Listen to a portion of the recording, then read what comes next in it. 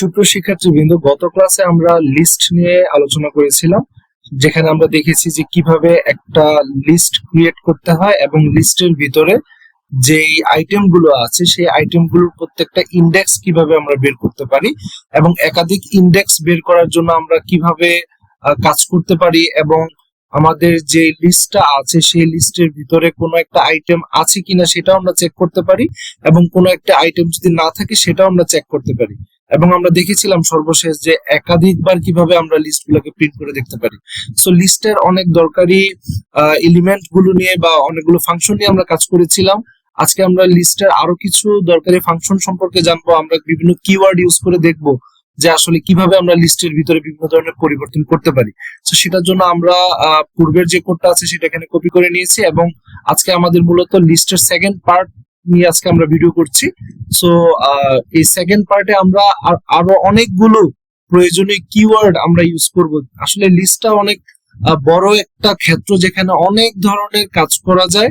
আমরা যখন অনেক বড় প্রোগ্রামিং করব সেই ক্ষেত্রে আমাদের প্রোগ্রামিং করার সুবিধার জন্য আমাদের লিস্টের নানাবিধ পরিবর্তন করা প্রয়োজন হতে পারে। সো যেই জিনিসগুলো জানা একেবারে অত্যাবশ্যক সেইগুলো নিয়ে আজকে আমরা কথা বলবো। সো এখানে আমি দেখতে পাচ্ছি যে বুক নামে আমাদের যে লিস্ট আমি ক্রিয়েট করেছিলাম এবং এখানে আমার 5টা আইটেম আছে, বাংলা, ইংলিশ, ম্যাথ, আইসিটি এবং সায়েন্স। সো এই 5টা আইটেমের আমি লেন্থ বের করতে যাচ্ছি। যেহেতু আমার আইটেম আছে 5টা সেহেতু আমার লেন্থও আছে এখানে 5টা। সো বাট আমরা সেটাকে প্রিন্ট করে দেখতে চাচ্ছি।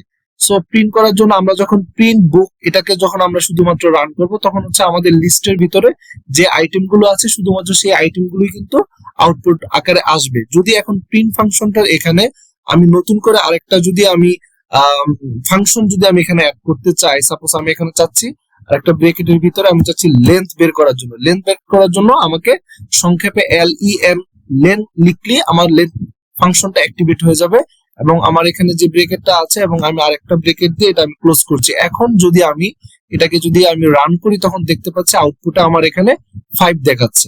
তার মানে এই লেন কথাটা দ্বারা আমি আমার এই আইটেম গুলোতে কয়টা লেন্থ আছে সেটা আমি খুব সহজেই খুঁজে বের করতে পারলাম যে আমার এই বুক নামে যে লিস্টটা আমি ক্রিয়েট করেছিলাম সেই লিস্টের ভিতরে আমার টোটাল লেন্থ সংখ্যা হচ্ছে 5, সেটা আমরা বের করলাম। তাহলে আমরা বুঝলাম যে কোন একটা লিস্ট থেকে লেন্থ বের করার জন্য আমাকে লেন ফাংশনটাকে এভাবে কল করতে হবে। ওকে, এখন লেন আমি বের করেছি। ওকে, এখন আমি এখন যে কাজটুকু করেছি সেটাকে আমি একটু কেটে দিচ্ছি। আমি এখন লেনের পাশাপাশি এখন আমি যদি চাই যে আমি নতুন করে কোনো একটা আইটেম আমি যোগ করতে চাই, আমার এখানে কাঙ্ক্ষিত যে আইটেম গুলো আছে যে লিস্টের ভিতরে সেই লিস্টের সাথে আমি আরেকটা নতুন করে একটা আমি আইটেম এড করতে চাই যেটা সায়েন্সের পরে, মানে আমার এখানে যে আইটেমটা আছে সবার শেষে গিয়ে সেটা যোগ হবে। সেটার জন্য আমাকে যেটা করতে হবে সেটার জন্য আমাকে প্রথমে আমার যে লিস্টটা আছে সেই লিস্টটাকে আমাকে এখানে লিখতে হবে যে বুক, দেন আমাকে লিখতে হবে অ্যাপেন্ড, অ্যাপেন্ড। এই ফাংশনটা যখন আমরা কাজ করব এই ফাংশনটা নিয়ে তখন অ্যাপেন্ড লেখার পরে আমাকে সিম্পলি কি করতে হবে, আমার যেই জিনিসটাকে আমি অ্যাপেন্ড করতে চাচ্ছি বা যেটাকে আমি অ্যাড করতে চাচ্ছি, সাপোজ আমি একটা অ্যাড করতে চাচ্ছি একটা স্ট্রিং, সেজন্য আমাকে ডাবল কোটেশন দিতে হবে, তার ভিতরে আমি লিখলাম বিজিএস এবং আমি এখানে ব্র্যাকেটটা ক্লোজ করলাম। তো এখন অ্যাপেন্ড লেখার পরে যদি আমি নতুন কোনো কিছু অ্যাপেন্ড কিওয়ার্ডটা আমি এখানে লিখেছি, তারপরে হচ্ছে নতুন যে স্ট্রিংটা আমি অ্যাড করতে চাচ্ছি আমার লিস্টের ভিতরে একটা নতুন আইটেম যোগ করতে চাচ্ছি সেই আইটেমটাকে আমি লিখেছি। লেখার পরে যদি আমি এখন প্রিন্ট বুক যে লিস্টটা আমি ক্রিয়েট করেছি সেটাকে যদি আমি এখন প্রিন্ট করে দেই তাহলে দেখতে পাচ্ছি আমার Bangla, English, math, ICT, science তারপরে কিন্তু নতুন একটা আইটেম আমার কিন্তু এখানে যোগ হয়েছে যেটার নাম হচ্ছে বিজিএস। তার মানে অ্যাপেন্ড কিওয়ার্ডটা কিভাবে কাজ করে সেটা আমরা দেখলাম। পাশাপাশি এখন যদি আমি অ্যাপেন্ডের পাশাপাশি আমি যদি এখন অ্যাপেন্ড না দিয়ে আমি যদি চাই যে না আমি এখন কিছু ইনসার্ট করব, ওকে, ইনসার্ট করব। এখন ইনসার্ট করব কত নাম্বার ইন্ডেক্সে আমার এটা ইনসার্ট হবে। তো সেই ক্ষেত্রে আমি এখানে ইন্ডেক্সের নাম্বারটা যদি দিয়ে দেই, সাপোজ আমি চাচ্ছি 1 নাম্বার ইন্ডেক্সে গিয়ে সেটা আমার অ্যাড হবে, সেক্ষেত্রে আমি যদি এখন কমা দিয়ে দেই তাহলে ইনসার্ট 1 বিজিএস যদি দেই, এখন যদি আমি আমার লিস্টটাকে যদি আমি এখন প্রিন্ট করি তাহলে দেখি আমার আউটপুটে কি আসছে। আউটপুটে আসছে বাংলা বিজিএস, বাংলার পরে এখন বিজিএস চলে আসছে। কেন হলো? আমি যখন অ্যাপেন্ড কথাটা ইউজ করেছিলাম, অ্যাপেন্ড কিওয়ার্ডটা যখন আমি ইউজ করেছিলাম, তখন কিন্তু সায়েন্সের পরে অ্যাড হয়েছে। বাট যখনই আমি ইনসার্টে যখন আমি আমার ইন্ডেক্স নাম্বারটা বলে দিচ্ছি 1, এখানে ইন্ডেক্স নাম্বার 1 কোনটা, মানে আমার যে প্রথম যে লেন্থ যেটা ছিল সেটা হচ্ছে বাংলা, তারপরে হচ্ছে আমি এখানে অ্যাড করছি বিজিএস। তার মানে প্রথম ইন্ডেক্সটার পরে আমার বিজিএস অ্যাড হবে। সেই ক্ষেত্রে আমাদের বাংলা, আমাদের প্রথম ইন্ডেক্স, সে বাংলার পরে কিন্তু আমাদের বিজিএসটা অ্যাড হয়েছে।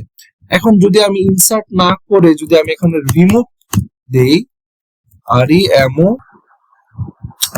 রিমুভ কিওয়ার্ডটা যদি আমি এখানে ইউজ করি এবং রিমুভের ভিতরে আমি চাচ্ছি কোনো ইন্ডেক্স দিতে চাচ্ছি না, আমি চাচ্ছি একটা আমি চাচ্ছি সাপোজ ম্যাথ, এই ম্যাথ যে আইটেমটা আছে আমি চাচ্ছি সেটা আমার রিমুভ হয়ে যাক, সেটা ডিলিট হয়ে যাক। সেহেতু আমি জাস্ট রিমুভ এই কিওয়ার্ডটাকে আমি কল করলাম, কল করে আমি এখন যদি জাস্ট এটাকে রান করি, আমরা দেখতে পাচ্ছি বাংলা, ইংলিশ, তারপরে কিন্তু ম্যাথ আর প্রিন্ট হয়নি। ম্যাথের জায়গায় আমার এখানে আইসিটি এবং সায়েন্স প্রিন্ট হয়েছে।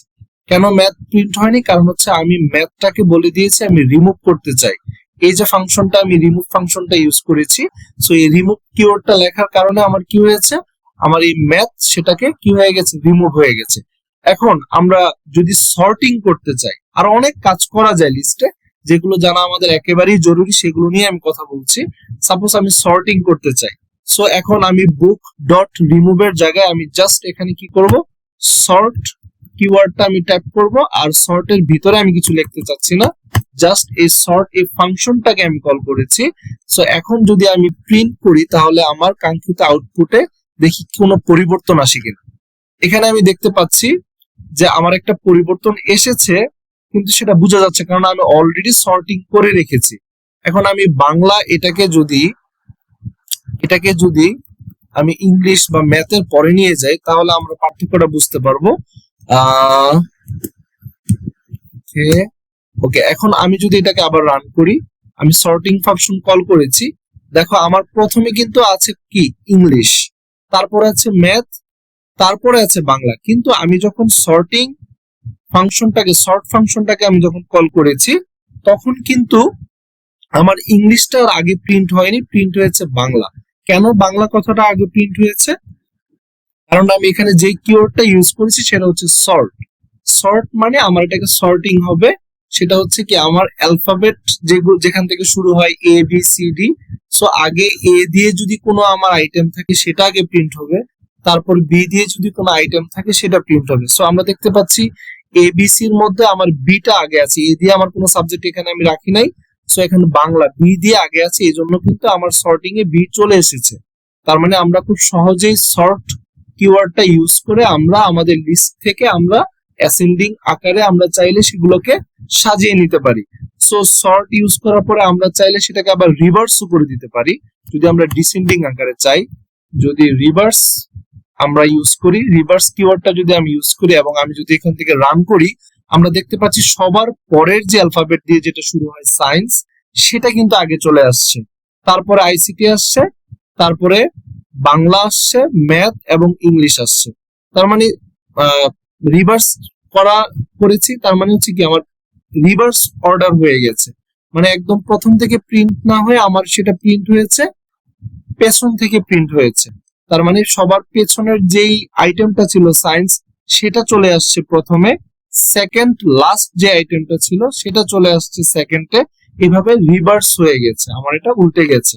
সো এখন রিভার্স ফাংশন আমরা ইউজ করলাম। এখন আমরা চাইলে আরো অনেকগুলো কাজ করতে পারি। আমরা যদি পপ করতে চাই সেক্ষেত্রে আমরা জাস্ট রিভার্সের জায়গায় আমি এখন যদি পপ ইউজ করি, করার পরে আমি যদি এটাকে আবার প্রিন্ট করি তাহলে দেখতে পাচ্ছি আইসিটি পর্যন্ত প্রিন্ট হয়েছে সবগুলোই, কিন্তু সায়েন্সটা প্রিন্ট হয়নি। কেন? কারণ সায়েন্সটাকে আমরা উঠিয়ে নিয়েছি পপ কিওয়ার্ডটা ইউজ করে।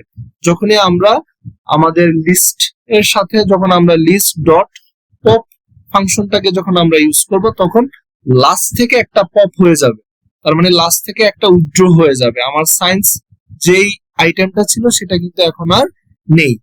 তাহলে আমরা এভাবে আমরা কি করতে পারলাম, লেন্থ বের করতে পারলাম, অ্যাপেন্ড বের করতে পারলাম, ইনসার্টের কাজ করলাম, রিমুভের কাজ করলাম, সর্টিং এর কাজ করলাম, আমরা পপের কাজ করলাম। আমরা চাইলে আমার এখানে যা আছে সবগুলোকে আমি ক্লিয়ার করে দিতে পারি, আমি কিছু রাখতে চাচ্ছি না, সেক্ষেত্রে জাস্ট একটা ক্লিয়ার ফাংশন ইউজ করতে হবে দেন আমি যদি রান করি তাহলে দেখতে পাচ্ছি আমার এখানে কিছুই নাই, শুধুমাত্র আমার থার্ড ব্রেকেট শো করছে, আর ভিতরে যে আমাদের আইটেম গুলো ছিল সেই আইটেম গুলো কিছুই কিন্তু শো করছে না। তার মানে আমরা খুব সহজে আমাদের কাঙ্ক্ষিত যে আইটেম গুলো আছে সেই সবগুলো আইটেম আমরা এখন কি করে ফেললাম, ক্লিয়ার করে ফেললাম।